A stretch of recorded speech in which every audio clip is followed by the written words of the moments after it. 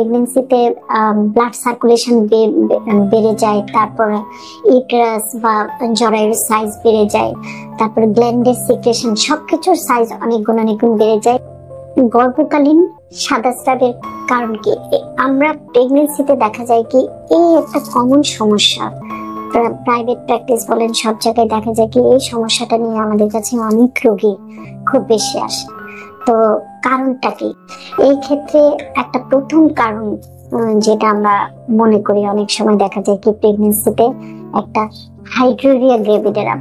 প্রেগনেন্সিতে আপনারা জানেন সবাই, প্রেগনেন্সিতে ব্লাড সার্কুলেশন বেড়ে যায়, তারপরে ইউটেরাস বা জরায়ুর সাইজ বেড়ে যায়, তারপরে গ্ল্যান্ডের সিক্রেশন সবকিছুর সাইজ অনেক গুণ বেড়ে যায়, গ্ল্যান্ডের সিক্রেশনও অনেক বেড়ে যায়। সবকিছু মিলিয়ে যেহেতু গ্ল্যান্ডের সিক্রেশন বেড়ে যায়, ব্লাড সার্কুলেশন বেড়ে যায়, সাইজ বেড়ে যায়, সবকিছু মিলিয়ে প্রেগনেন্সিতে একটু সিক্রেশন বেশি হয়। এটা এই সিক্রেশনটা আঠালো টাইপের, এটা গন্ধহীন, কোনো গন্ধ থাকে না, চুলকানি থাকে না। এগুলো আমরা পরীক্ষা নিরীক্ষা করে যখন দেখি এগুলো নাই, অথবা হিস্ট্রি নিয়ে দেখি, এটা তেমন ভয়ের কিছু নাই, এটা নর্মাল প্রেগনেন্সিতেই হতে পারে।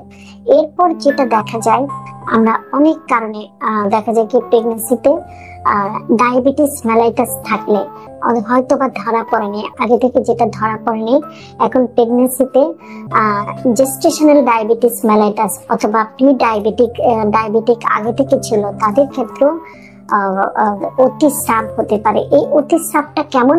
এই অতিস্রাবটা হচ্ছে চুলকানিও থাকে, সাথে দইয়ের মতো সিক্রেশন হতে থাকে। এটা একটা এটাতে ভ্যাজাইনাল ক্যান্ডিডিয়াসিস বলে। অনেক সময় ভ্যাজাইনাল ক্যান্ডিডিয়াসিস থাকলে ওখানেও চুলকানি যুক্ত দইয়ের মতো সাদা স্রাব হতে পারে। আর অনেক সময় পলিপ থাকলে, প্রেগনেন্সির সাথে অনেক সময় পলিপ থাকলে সেই ক্ষেত্রেও একটু সিক্রেশন বেশি হতে পারে।